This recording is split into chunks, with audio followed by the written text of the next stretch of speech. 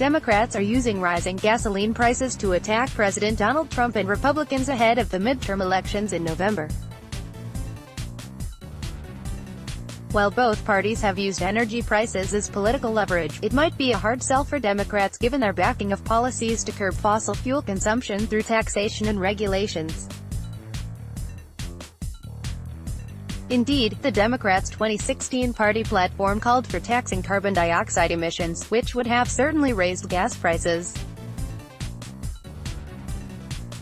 Democrats were nearly successful in passing cap-and-trade legislation in 2010 that would have put a price on carbon dioxide emissions. Cap-and-trade passed the House but failed in the Senate when Democrats couldn't muster the votes. These people are not serious about energy, since the only things they support make energy more expensive, from more taxes and carbon taxes to stopping drilling and pipelines. Daniel Kish of the Free Market Institute for Energy Research told the Daily Caller News Foundation. They're like the child who kills his parents and then begs for the mercy of the court because he's an orphan, Kish said. Former President Barack Obama also proposed in 2016 a 30% tax on every barrel of oil extracted in the U.S. to pay for infrastructure. Had Congress went along with it, the price of oil in 2018 would be more than $103 a barrel. Obama even told Floridians in 2012, "We can't just drill our way to lower gas prices." However, crude prices collapsed in the summer of 2014 because of a glut of oil that had built up over the years.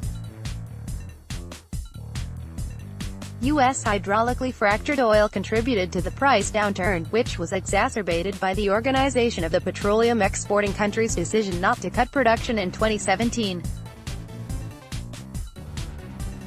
Republicans have also used high gas prices as a political tool. Former GOP presidential candidate Mitt Romney went after Obama for high gas prices during the 2012 election, claiming Obama had not pursued policies that convinced the world that America is going to become energy secure, energy independent. But now that Trump's in charge, Democrats are trying to curry favor with voters ahead of the November election. Related, Trump is lifting Obama-era regs off Alaska hunters. Senate Democrats tweeted out a video montage of news segments on rising gas prices Monday, including those that put partial blame on Trump's withdrawal from the 2015 Iran nuclear agreement.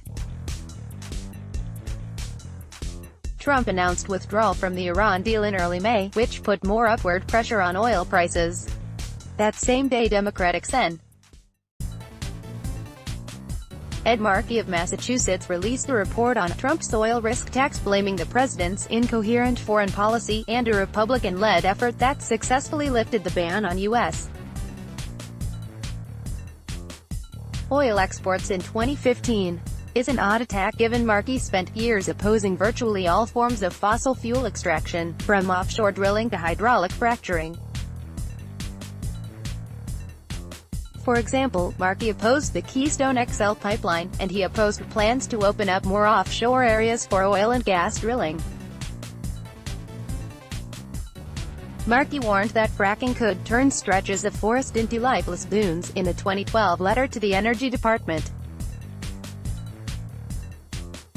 He co-sponsored cap-and-trade legislation 2 years earlier that would have made energy, including gasoline, more expensive. Markey's report calls on Trump to reinstate the crude export ban, ensure the Strategic Petroleum Reserve is sufficiently stocked, and keep Obama administration fuel efficiency standards in place. House Democrats also held a forum in D.C. on Tuesday on the dangers of opening the Arctic refuge to oil and gas drilling. It invited anti-drilling activists and tribal leaders to testify against opening the Arctic National Wildlife Refuge in Alaska to energy exploration. Follow Michael on Facebook and Twitter. Content created by the Daily Caller News Foundation is available without charge to any eligible news publisher that can provide a large audience. For licensing opportunities of our original content, please contact via email. Protected. Barack Obama, Donald Trump, Ed Markey.